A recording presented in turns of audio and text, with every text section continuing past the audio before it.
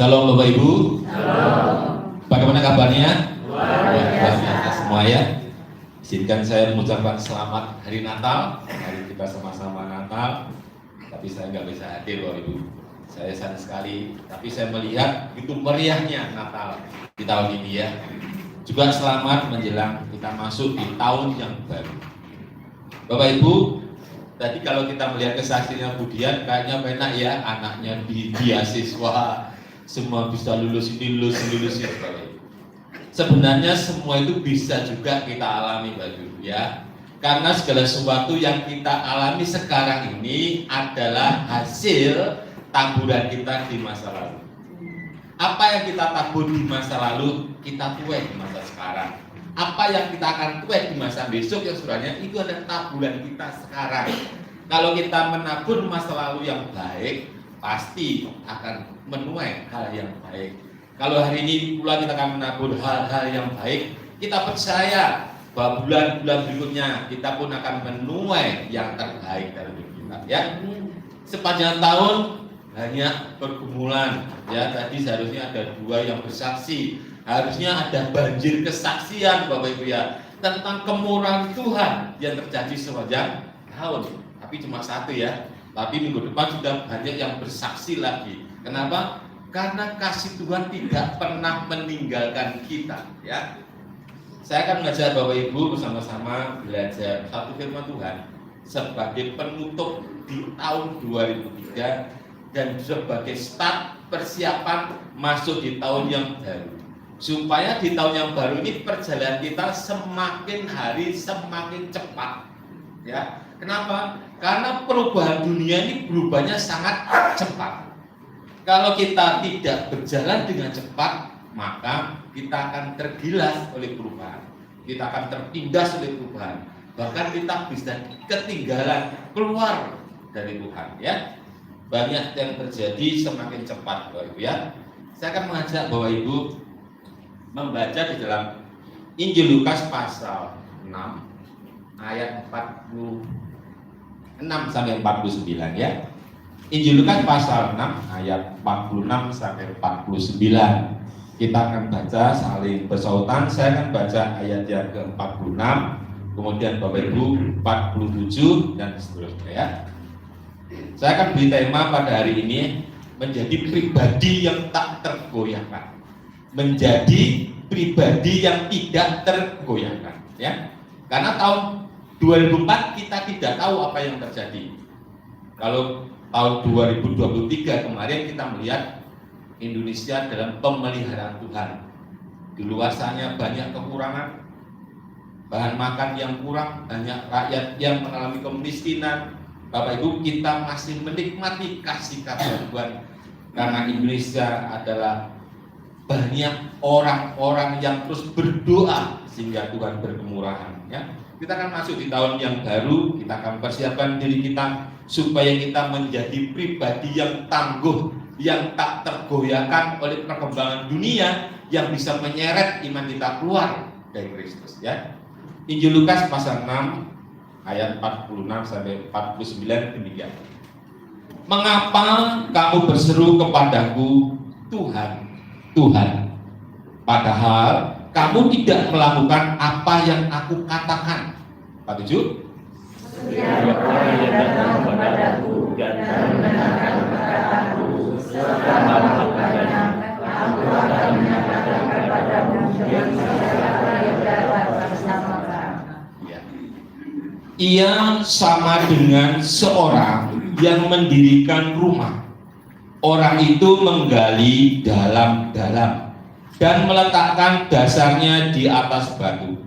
Ketika datang air bah dan banjir melanda rumah itu tidak dapat digoyahkan karena rumah itu kokoh dibangun.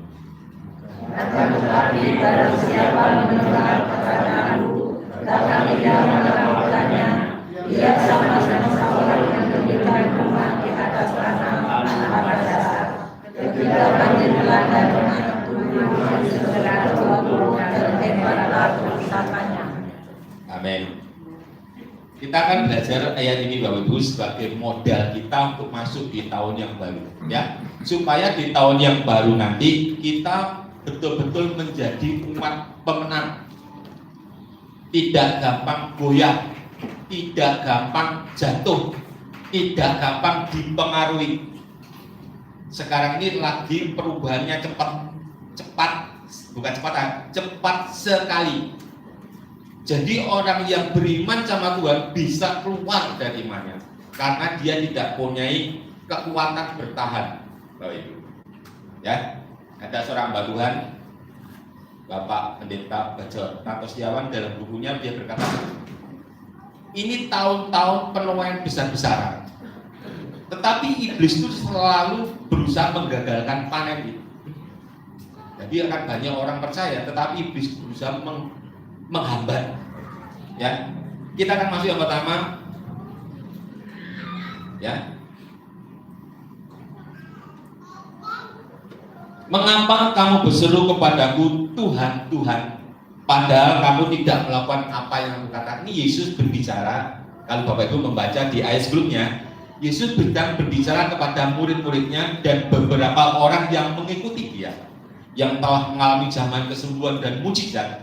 Yesus berkata begini, dalam terjemahan lainnya begini, mengapa kamu berkata aku Tuhan, padahal kamu tidak mentaati apa yang aku katakan? Ya, dalam terjemahan ini tadi, mengapa kamu berseru kepadaku Tuhan, Tuhan, padahal kamu tidak melakukan apa yang aku katakan? Terjemahan lain, mengapa kamu menyebut aku Tuhan, tetapi kamu tidak mentaati apa yang aku katakan? Nah, ini tentang Yesus menegur orang muridnya yang berkata bahwa Yesus adalah Tuhan. Jadi setiap orang yang berkata Yesus Tuhan itu harus otomatis mentaati segala perkataan. Ya, saya percaya jemaat di sini adalah orang-orang yang taat akan firman Tuhan. Amin. Maka kalau kita taat, kita akan menjadi kokoh. Ya,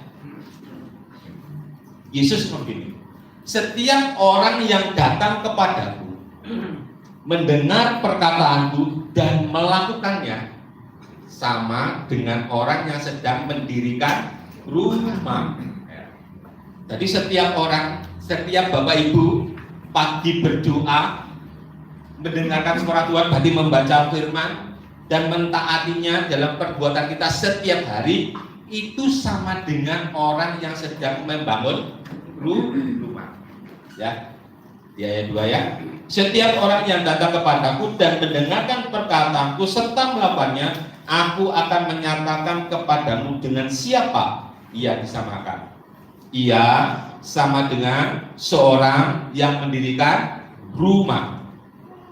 Nah, ini berbicara apa Bapak Ibu? Kalau mendirikan rumah, pertama kali kalau kita mau mendirikan rumah, kalau kita membangun rumah, yang ada di konsep pikiran kita, pertama kali apa yang kita buat? Pondasi. Jadi pondasi. Jadi kalau rumah itu mau kokoh, yang kita pikirkan lebih dulu adalah pondasinya. Semakin tinggi rumah, semakin besar rumah, maka pondasinya pendek atau dalam? Dalam. Semakin ingin bangunannya kokoh, maka pondasinya harus sangat dalam. Maka ayat 8, orang itu menggali dalam-dalam. Kalau kita bangun rumah, yang digali itu apanya, Bapak Ibu? Tanahnya, ya. Dalam kamus bahasa Indonesia, kata menggali itu artinya mengeluarkan sesuatu dari dalam tanah itu menggali. Artinya, ya. Jadi kalau kita mau bikin fondasi, pertama kali yang digali tanahnya digali. Karena dalam, sangat dalam, karena ingin kita bangun rumah yang besar, yang kuat, maka galinya harus dalam. Ya, padahal itu gali tanah itu harus dalam. Bapak Ibu pasti kalau tanahnya itu tanah yang kurang bagus, ya. Kalau kita gali pasti ketemu sampah pertama. Ada ketemu batu-batu, ada ketemu logam-logam yang sudah lama tertanam di tanah, dan seterusnya terus sampai pada titik paling bawah, yaitu tanah yang sangat, orang Jawa Timur, orang Malang ngomong itu tanah padas, paling padas, saudara. Lah setelah jadi galian kalau kita bikin rumah, maka tanah yang kita lubangi tadi diisi dengan batu, ya lebih kuat batu berarti dengan luluhnya ya Pak, dengan semennya, dengan lebih perekat, yang lebih kuat. Semuanya pondasinya rata. Nah, pondasi ini saudara tingginya akan sama dengan tanah-tanah di sebelahnya, maka dia akan tertutup rapat. Ya. Kalau kita sudah jadi pondasinya, rumahnya sudah jadi belum? Belum, masih pondasinya. Ya. Rumahnya nanti berdirinya di samping pondasi atau di atasnya pondasi? Di atasnya pondasi. Dengan sendirinya dia berdiri di atasnya pondasi. Ya, kita sudah paham ya. Berarti kalau saya bangun rumah pondasi jadi, nanti rumahnya pasti tumpang di atasnya pondasi. Jadi kalau membuat rumah supaya kokoh, oh aku bikin pondasi yang kuat supaya rumahku nanti tidak kena badai, lesus, gampang rubuh, perekatnya pun harus kuat. Setelah itu kita baru membangun di atasnya bentuk fisiknya. Nah, firman Tuhan ini mengajarkan ke kita, Bapak Ibu, kalau kita ingin mendirikan pribadi atau kita punya pribadi yang kokoh, gak gampang goyah, gak gampang jatuh, Bapak Ibu. Langkah pertama, bangun pondasi dulu. Pondasi itu kelihatan apa enggak kelihatan ya? Bapak Ibu, pondasi itu kelihatan apa enggak kelihatan? Tidak kelihatan. Berarti kalau ingin membangun rumah yang kokoh bikin pondasi. Berarti kalau saya membangun pribadi hidup saya yang kokoh, yang dibangun dulu apanya Bapak Ibu? Tubuhnya digedekan, biar lemu nggak saya gini, apanya ya misalkan? Yang enggak kelihatan tuh Bapak Ibu? Jasmaninya atau rohaninya? Rohani misalnya. Ya. Jadi kalau kita ingin menjadi seorang kokoh, maka yang dibangun dulu adalah rohaninya. Semakin kuat rohani kita, semakin kuat jasmani kita. Ternyata ada pengaruhnya Bapak Ibu ya. Ada hubungannya antara yang jasmani, ada yang rohani dengan yang jasmani. Pertanyaannya gini, saya pernah diskusi sama teman-teman mahasiswa.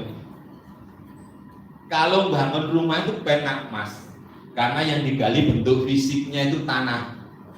Tapi kalau pribadi kita itu loh Pak, yang digali apa nih? Karena kita membangun yang tidak kelihatan, nggak kelihatan kok mau digali. Bapak Ibu. Nah sekarang saya tanya sama Bapak Ibu. Jelas kalau kita ingin jadi pribadi yang kuat, gak gampang jatuh, gak gampang goyah, maka yang dibangun adalah kehidupan rohani kita lebih. Ya, kalau bikin fondasi tadi yang digali dari dalam-dalamnya itu adalah tanahnya. Tapi kalau diri kita apa yang digalinya? Yang sini, apa Pak Bu yang harus digali dalam-dalam itu? Hatinya, batin. Hati itu apa Pak? Hati itu pikiran, perasaan, kehendak. Jadi itu yang digali dulu Bapak Ibu. Tidak mungkin Bapak Ibu setelah pondasi jadi, kita lubang-lubang pondasi jadi, Bapak Ibu isi dengan sampah. Sampah sudah penuh dilubangin baru. Rumahnya guling. Sampah tidak menahan kekuatan batu. Sampah dengan batu tidak ada perekatnya. Bapak Ibu. Jadi kalau mau bikin pondasi berarti sampah-sampah harus dibuang. Jadi kalau kita membangun pribadi kita, sampah-sampah di dalam hati harus dibuang. Sampah-sampah ini yang mempengaruhi rumah kita. Apa sampah rohani, Boy? Kita nggak sadar loh.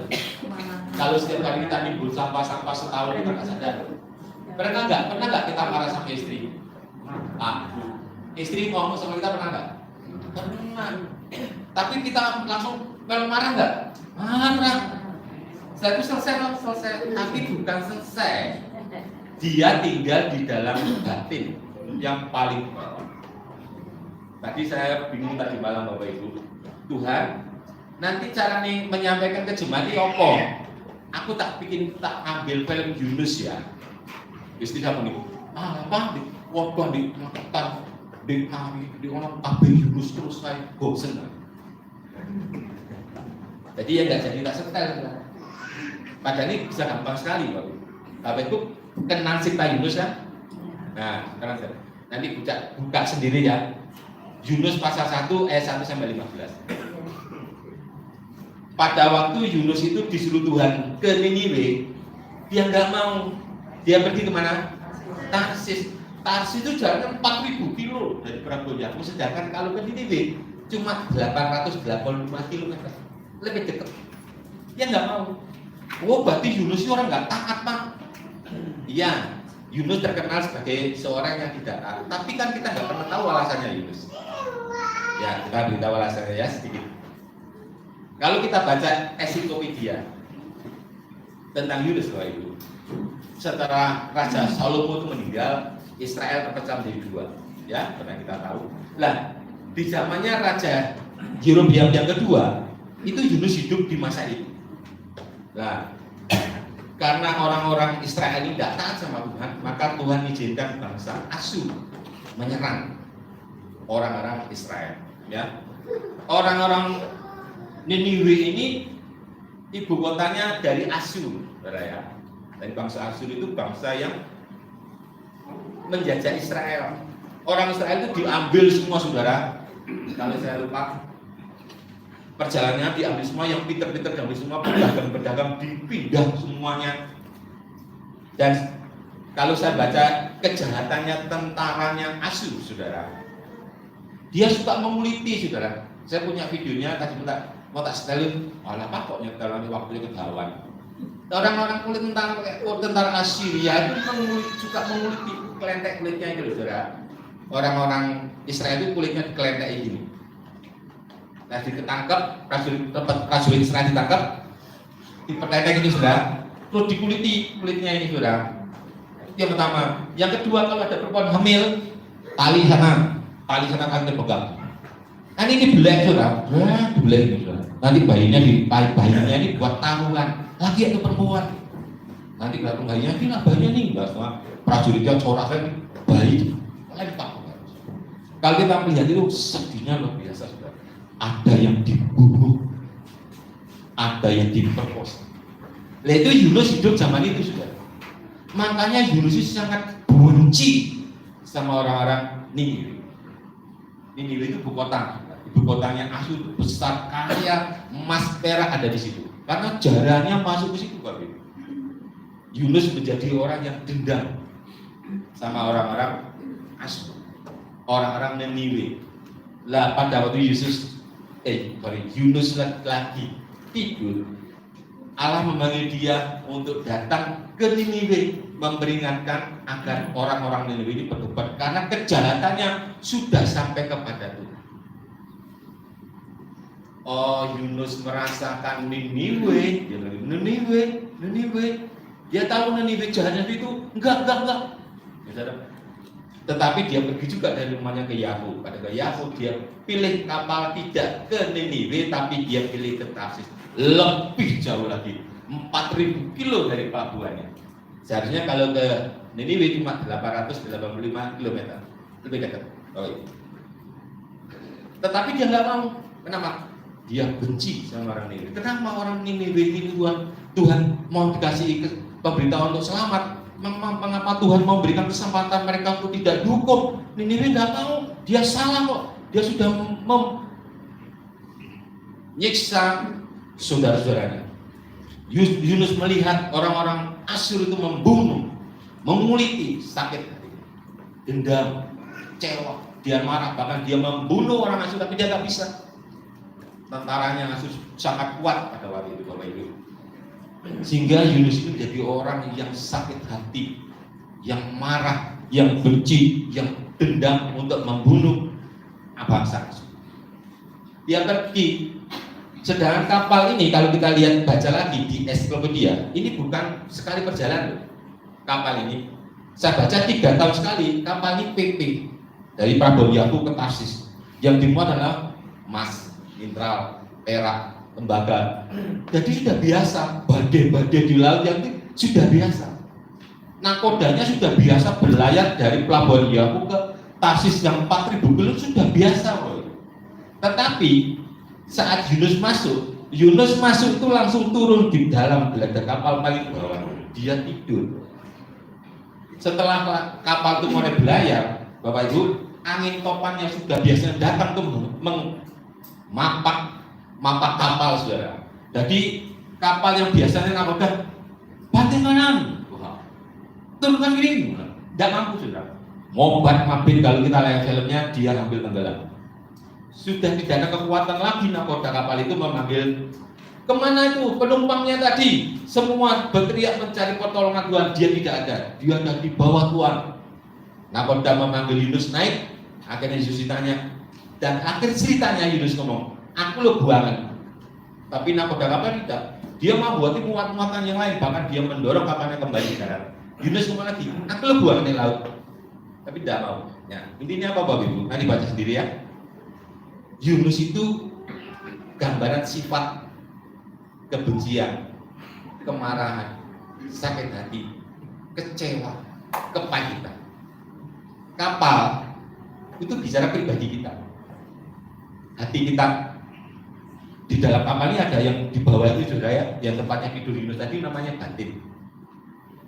Jadi saat Yunus masuk ke dalam kapal dan turun ke dalam geladak yang paling bawah dan dia tidur, itu seperti Bapak Ibu dan saya. Kalau ada kejengkelan, kepahitan sama saudara kita, sama teman kita, wes selesai, ya wes selesai, tidak apa-apa. Ini sebenarnya nggak selesai. Ini masuk ke dalam hati kita paling bawah. Dia tidur, karena tidur nampaknya baik-baik saja.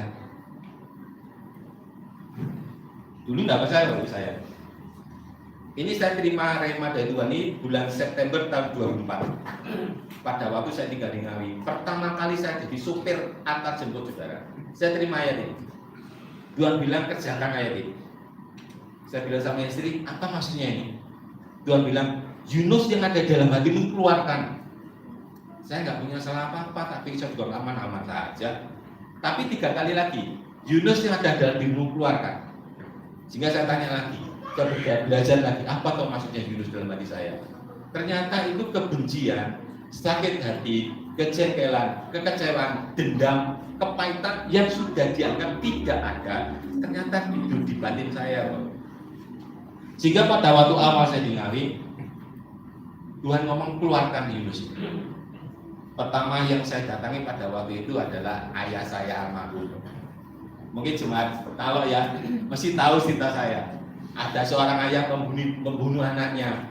Saya harus mengampuni mereka, Bapak Ibu. Di dalam hati saya pada waktu itu, Pak, aku mau iso ning hati. Tak anggap itu baik-baik saja, tapi setelah itu muncul, saudara, saya ingat tuh masa lalu saya itu kayak terekam lagi, saudara.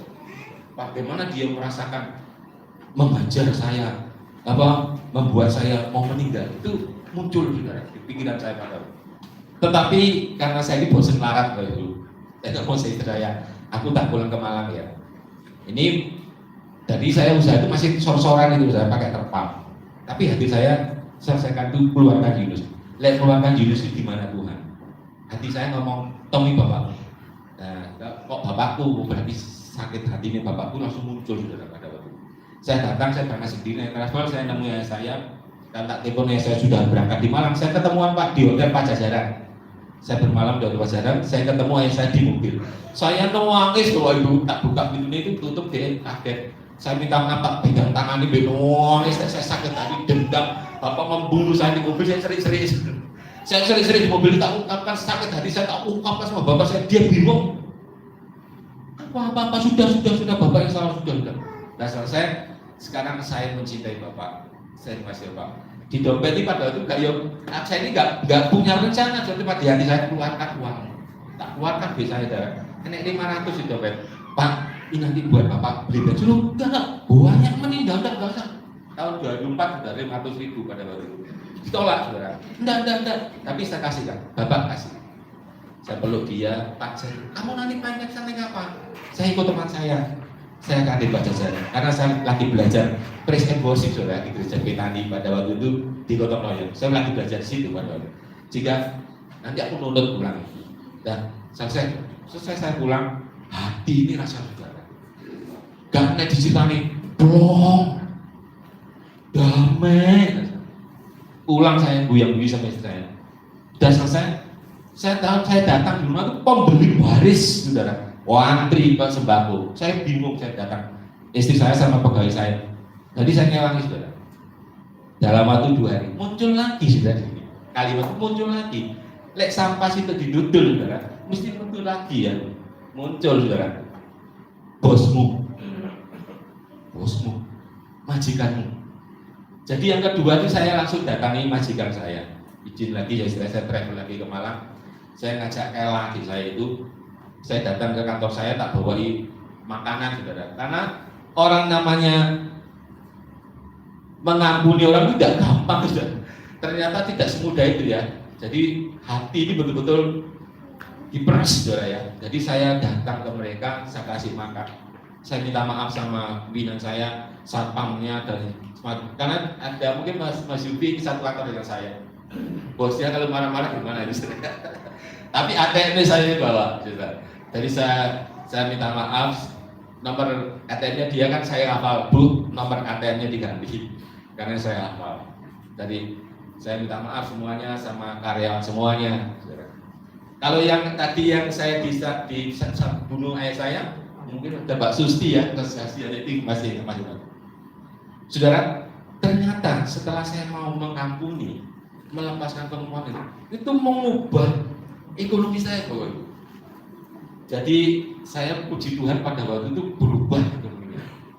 Jadi teras sor-soran, saudara, nggak punya uang cuma 500.000 modalnya. Saya jualan masakan itu, Tuhan bikin berubah secepat itu, saudara. Setelah selesai muncul lagi baru mertuamu. Iya saudara, lek saudara suruh, ayo jual sepuluh mertua nih, ayo saudara. Gak apa-apa ya, mertua gak salah apa-apa. Kakak iparmu gua, bagus kan? Keluar semua. Setelah selesai, yang terakhir apa saudara? Istrimu buat. Saya nemu bedi dan saya bener saya wis dulu lagi. Bojoku no sifat udah apa oleh gubat gitu, saudara. Senang saudara, tajak ngomong istrinya sama saya. Kejahatan saya itu apa, membohongi dia itu apa, saya minta maaf di situ, saudara. Pertama dia senyum-senyum, ya Pak, nggak apa-apa, nanti kita sedang hidup bersama, kita pandang ke depan, pandang saja kepada Yesus. Udah sudah pada waktu itu, besoknya nggak nyopo. Kan mesti tahu toh, si Cita lagi, oh berarti dia jahat. Saudara, 1 hari, 2 hari, 3 hari ya. Bapak dikit ya, kita kan buka wadi kita, buka rahasia kita, kejahatan kita sama dia sebelum saya menikah. Otomatis, oh alah, begini katanya alim. Nah gitu ya saudara. Hari pertama gak nyopok, keduanya, tapi ketiga dia ditegur sama Tuhan sehingga kita didamaikan. Setelah itu ekonomi tidak berhenti, tambah buat utang saya ke saya jual rumah talok sini sudah dipegang, uangnya sudah habis, itu buat ambunan tak tebus saudara. Dari mana saudara?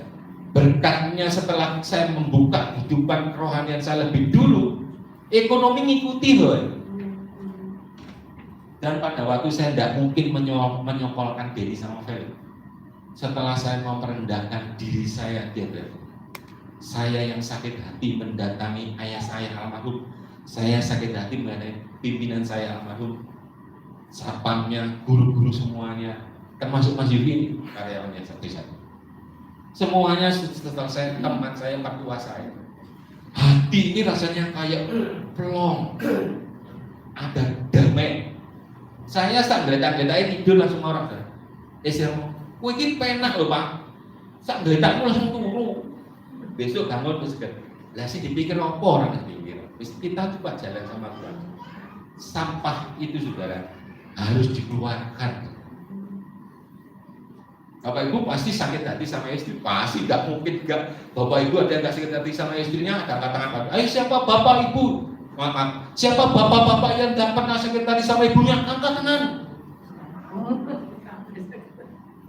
Pada waktu di gereja datang sini juga nggak ada yang datang.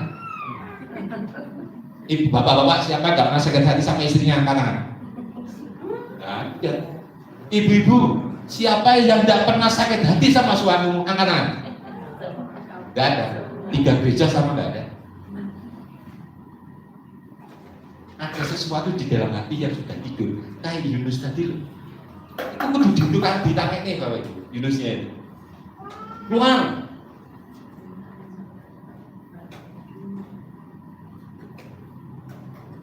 Tuhan mau tahun 2004 ini hati kita bersih.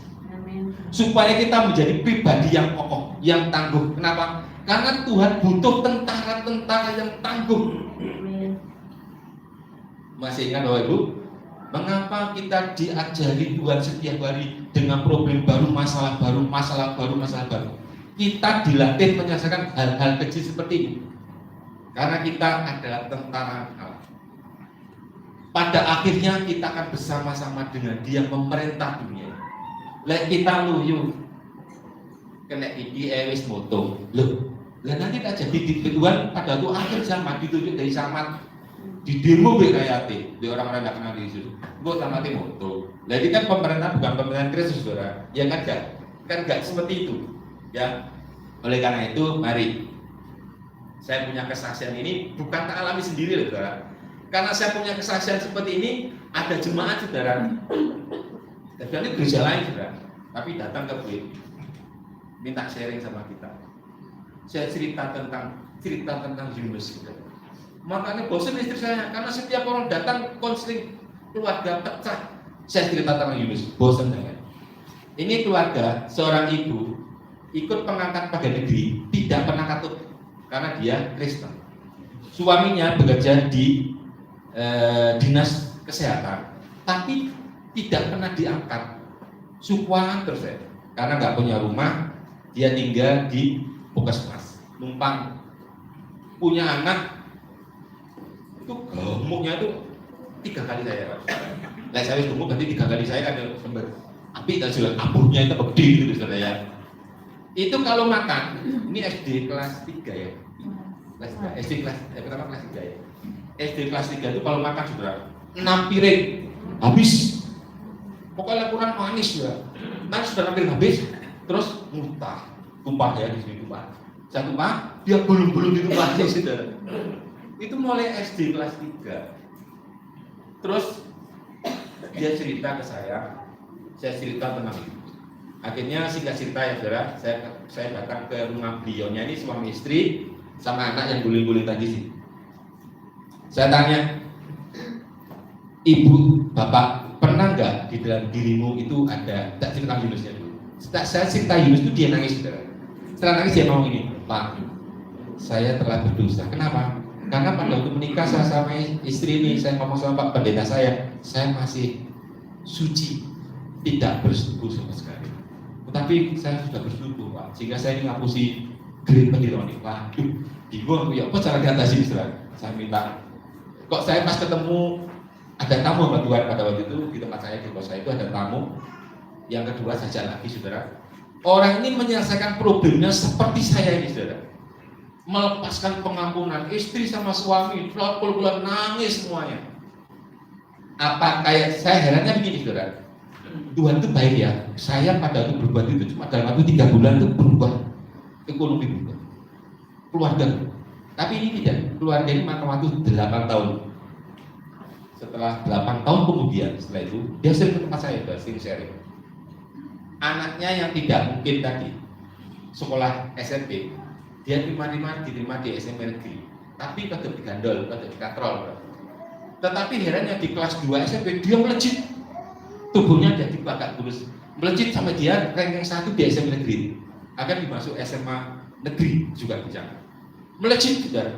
Akhirnya dia bisa masuk UGM dan badan jadi kecil saudara. Terus datang kami saya cerita lagi, sekarang sudah bekerja di Jakarta. Bayangkan, sesuatu yang disebutkan orang tuanya bertahun-tahun yang menerima anaknya. Tetapi pada waktu orang tua itu mengadakan pemulihan, anak itu usia SD kelas 6, mengadakan pemulihan, dibuang. Sakit tadi, benci, marah, dibuang, semua dibuang. 8 tahun kemudian, anak ini berubah. Sekarang ada di Jakarta, mau menikah. Suaminya diangkat pegawai negeri dinas kesehatan, istrinya diangkat jadi pegawai negeri di SMP. Dua-duanya datang ke saya, kalau datang itu saya ngalih saudara, karena risih, karena saya merasa tidak layak. Dia ngomong sungkem, lalu saya kok sungkem, aduh saya tidak bingung. Jadi kalau saya datang, nggak sih, saya langsung pakai, saya risih saya. Dia bawa teman-teman dunia, ini loh guruku, aduh saya jadi, kamu jangan menjerumusi aku di depan ya, dengan kamu memuji saya, kamu lagi masak lubang di depanku, aku berusaha hati-hati, itu jerumus aku. Lihat kamu kasihan sama saya, kamu mengucap syukur sama Tuhan bukan saya. Lihat kamu kasihan sama saya, jangan memuji aku di depan temanmu, nanti aku jelolop, aku nggak mau. Ternyata setelah kita mengeluarkan itu saudara, pemulihan keluarga ini luar biasa sampai sekarang. Satu lagi, ada seorang agen LPG, agen Aqua, 13 tahun tidur karena Parkinson. Dia sudah menyiapkan peti mati loh, sak maesane. Tiba-tiba pada itu saya lagi doa di kelompok sel, dia dengar suara kejadian itu, kita diundang. Saya diundang, saya berdoakan dia. Ternyata dia menyerahkan jimat-jimatnya. Seperti tadi, Yunus itu keluarkan. Saya cerita Yunus yang bagian ini. Keluar semua, jimat-jimatnya loh. Oh, percaya Yesus saudara. Oh, no jimatnya loh. Kamu gede usaha ini. Saya percaya di sini nggak ada seperti itu. Tito ini istri saya saudara. Tak gua mulai teriak-teriak. Oh, judul ini. Atau gereja. Setelah itu saudara, 3 bulan berikutnya dia bisa berdiri, walaupun sempurna. Setahun berikutnya itu saya ke gereja, pada dia ini bendahara gereja yang sangat besar, pindah saya. Akhirnya dia keluar dari gereja, milok saya dari gereja ini. Jadi rebutan, jadi bergembala kan sekarang digembala ini saudara. Bapak Ibu, setelah mereka melepaskan pengampunan yang tinggal, hidupnya dipulihkan, utang-utangnya lunas, bukan karena Tuhan lunas duit, tidak, usahanya ini cuma suami istri berdua rajin ibadah. Saudara, Aqua LPG-nya langsung rame, sehingga utangnya pada waktu itu di bank itu tertutup, yang bikin dia stres bertambah, sehingga pada akhirnya sampai dia meninggal dua-duanya karena COVID, dia berada di dalam. Saya melihat ini yang nyata ya, yang nyata. Belum yang meninggal, ada lagi 4 orang yang meninggal. Ternyata saudara, sakit hati, sampah hati yang di dalam diri kita. Kalau Bapak Ibu membangun menjadi pribadi yang kokoh, keluarkan sampahnya. Sakit hatimu, kebencian, keluarkan semuanya. Lihat, keajaiban firman itu tidak firman itu segala sesuatu yang menjadikan segala sesuatu yang tidak akan menjadi ada. Coba. Saya mau ngajak Bapak Ibu satu lagi, Ibrani 12 ayat 1. Ibrani 12 ayat 1. Karena kita mempunyai banyak saksi bagaikan awan yang mengelilingi kita, marilah kita mau menanggalkan semua beban dan dosa. Bapak Ibu kalau mau maju ke jalan, marilah. Yang membuat kita ini nyerimpeti loh saudara. Tinggalkan semua beban dan dosa. Itu nyerimpeti kita berjalan. Dosa itu jelas, Bapak udah tahu ya, jelas ya. Kalau dosa sudah jelas. Tapi beban itu loh, kecewa, sakit hati, marah-marah, dendam, mawas kemudian. Ini nyerimpeti loh. Betul nyerimpeti. Berkat jadi tekok nggak sih? Saya ngomong sama saya. Semua karyawan saya dilarang bilang sepi. Nah, yang kedua, tidak boleh bertengkar di tempat saya. Jadi pagi itu istri nyanyi, itu karyawan saya yang muslim ya, kalau nyanyi saudara. Jadi karena sudah kelamaan ngikut kita, jadi dia ikut nyanyi. Lagu itu bagus, kadang sedangkan rohani, ya. Kita menikmati kasih karunia berkat Tuhan, saudara. Itu karena Tuhan itu maunya kita ini tidak pernah, pokoknya dia tidak pernah meninggalkan kita. Tapi intinya firman itu harus tinggal di dalam hati. Lah firman itu gak bisa berdiri di atas sampah. Firman itu adalah batu penjuru. Ya, coba. Matius 21 ayat 42. Terakhir. Matius 21 ayat 42.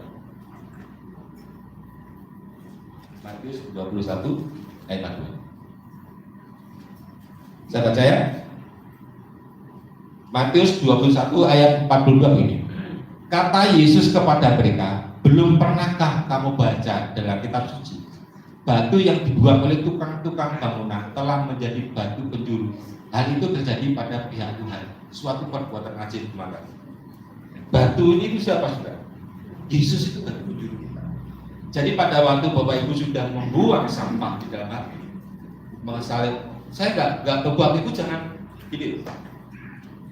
Pada waktu Yunus ngomong, aku buangan supaya kapal badai itu rendah. Tapi Nakoda nggak mau loh Bapak Ibu. Kalau sudah baca, dia malah membuat kapal itu mendarat. Malahnya di luarnya. Intinya sudah tahu buangan apa. Ini bicara tentang egois.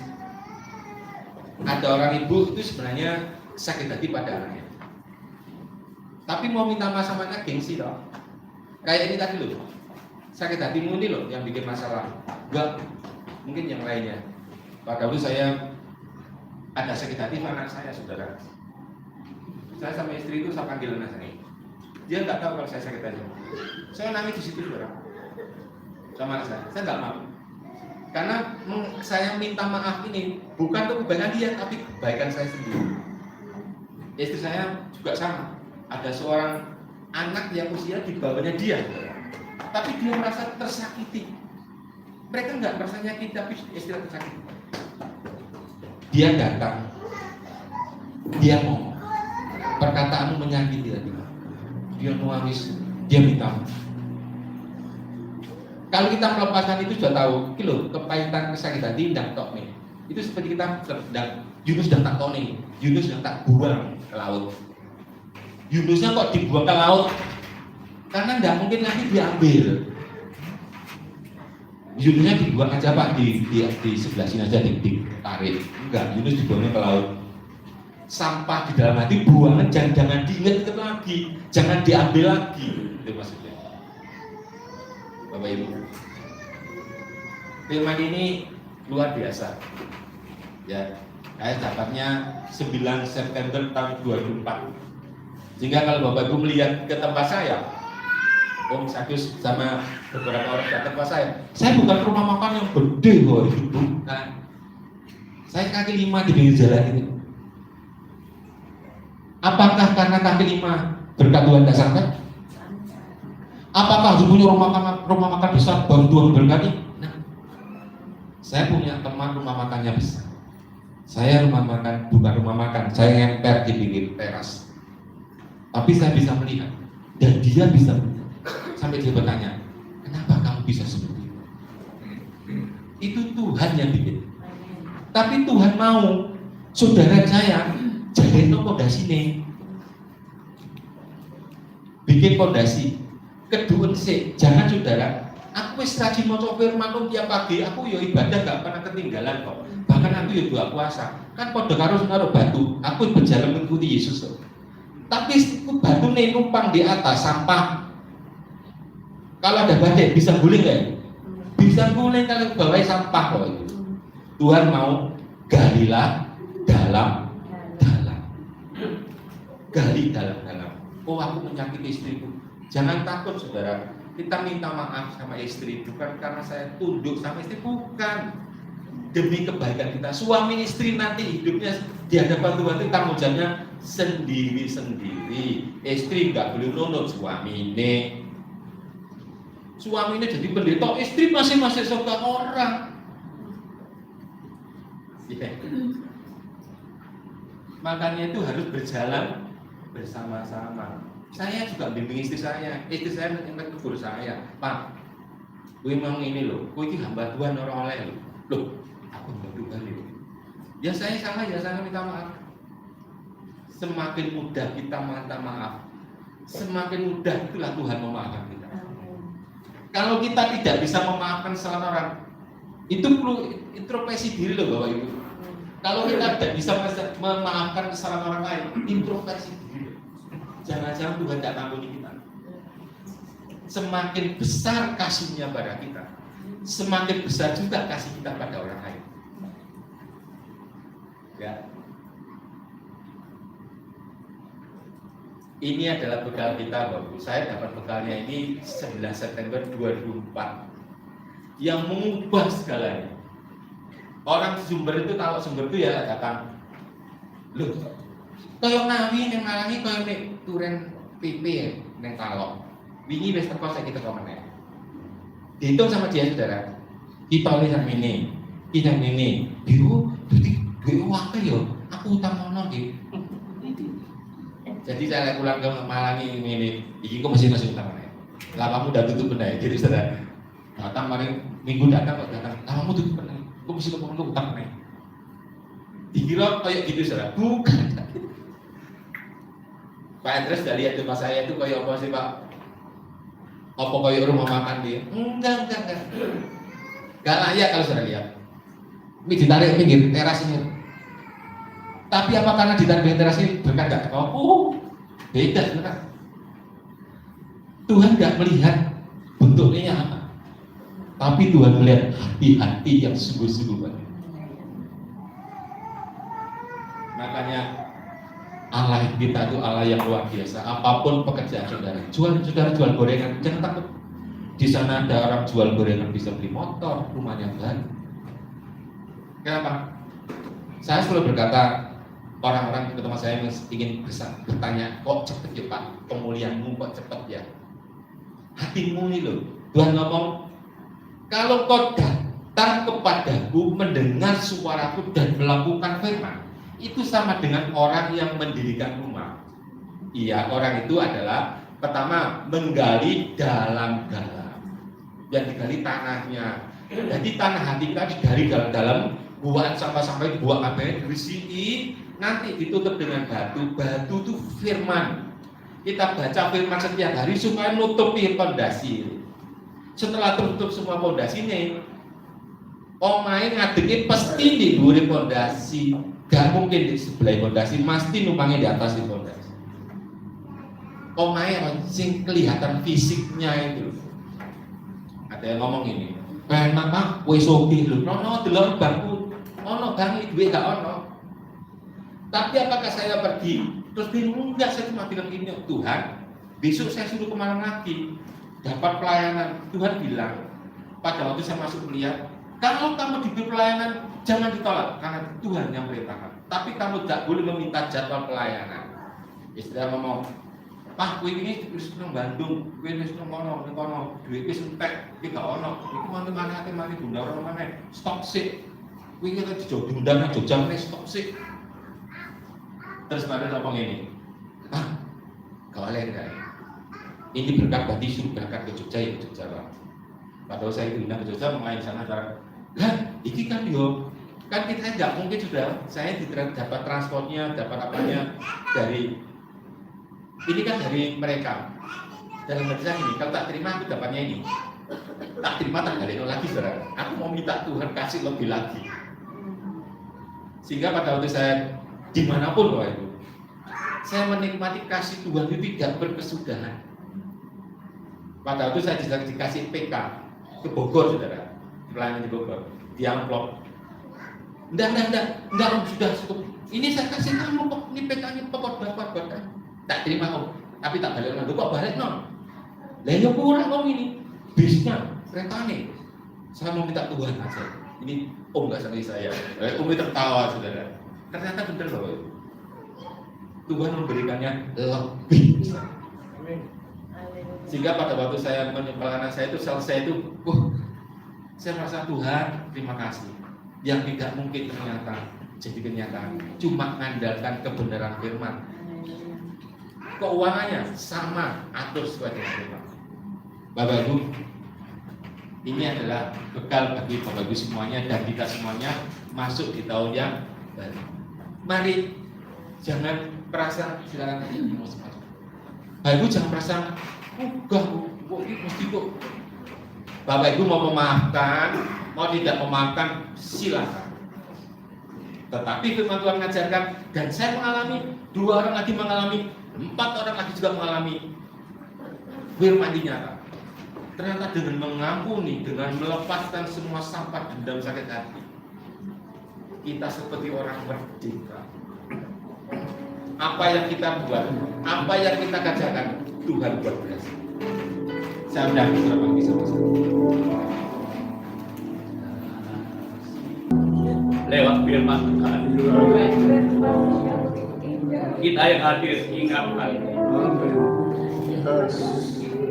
selama tahun 2023 yang akan kita lewati, adakah di antara ibu-ibu dan bapak-bapak kesalahpahaman di dalam keluarga? Baik suami-suami pada istri maupun istri kepada suami, adakah kesalahpahaman di dalam keluarga yang membuat hati sakit, yang membuat hati kecewa, yang membuat hati ini ada ganjalan yang mengikat? Demikian juga antara suami, istri, dan anak-anak. Adakah kesalahpahaman selama tahun 2023 yang ada? Mungkin anak-anak sakit hati pada orang tuanya karena ada sesuatu hal yang bertentangan dengan keinginannya, tidak terlaksana. Mungkin ada orang tua juga yang sakit pada anaknya karena anaknya tidak tunduk akan perintah nasihat orang tua yang ada. Saudara, sebentar kita akan meninggalkan tahun 2023 yang ada. Saudara, mungkin selama tahun 2003 yang ada, sudah banyak berusaha kerja keras, tetapi seakan-akan usahamu itu gadong kandas, tidak bisa membuahkan hasil yang saudara harapkan. Sekali lagi kesaksian tadi, mungkin masih ada sampah-sampah di dalam hati yang belum terurai, yang belum dibuat, yang belum dibersihkan. Sudah di dalam kita sebentar memasuki tahun yang baru, bukan tahun yang baru. Mari kita memiliki hati yang bahagia. Dan pada saat pagi hari ini adalah kita adakan ibadah untuk tahun yang ada. Saudara, sebelum kita mengakhiri tahun 2023 yang ada ini, saudara, dan sebelum kita masuk di dalam doa, kami ingin bapak-bapak, ibu-ibu, pemuda-pemudi merenungkan sejenak. Selama saya hidup dalam tahun 2003 ini yang ada, kesalahan apa, masalah apa, problem apa, ganjalan apa, sampah apa yang masih kita simpan dalam hati kita. Mari kita renungkan bersama-sama, saudara, sebelum kita akan adakan penyelesaian pada saat pagi hari. Ingat firman Tuhan mengatakan, barang siapa yang mengatakan mengasihi aku, tapi dia membenci saudaranya, dia adalah pendusta di hadapan Allah. Dan Tuhan katakan, barang siapa yang tidak bisa mengampuni, maka Allah pun tidak akan mengampuni kita. Kita nyanyikan satu lagu lagi. Jangan mengeraskan hati. Jangan malu mengakui kesalahanmu, kekuranganmu, saudara. Sebentar kita akan tinggalkan tahun yang lama. Biar kita mengumpulkan dalam-dalam bersama-sama yang ada itu. Dan kehidupan sekarang saya minta lebih dahulu antara suami istri, saudara, mengadakan pengakuan yang ada, penyelesaian yang ada. Yang selama ini pun ada kesalahpahaman. Jangan malu, jangan mengeraskan hati, jangan menolak ke kanan kiri, saudara. Kita menyelesaikan secara pribadi di hadapan Tuhan. Karena kesalahan bukan orang lain, saudara sendiri yang harus menyelesaikan dan minta ampun di hadapan. Itu silakan saudara. Yang masih punya pasangan hidup, selesaikan. Terima kasih. Besar kasih. Besar kemurahan. Besar kemurahan. Banyak dosa besar. Hidup dalam kesehatan.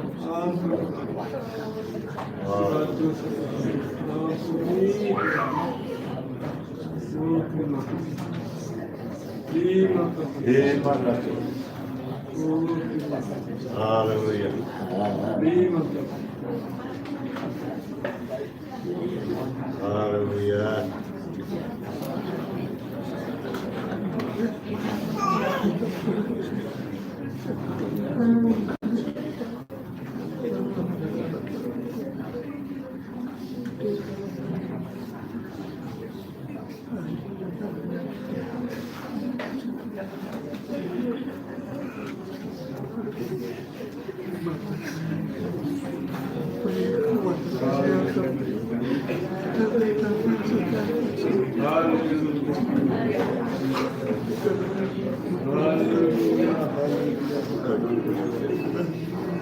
Haleluya, haleluya, haleluya, haleluya.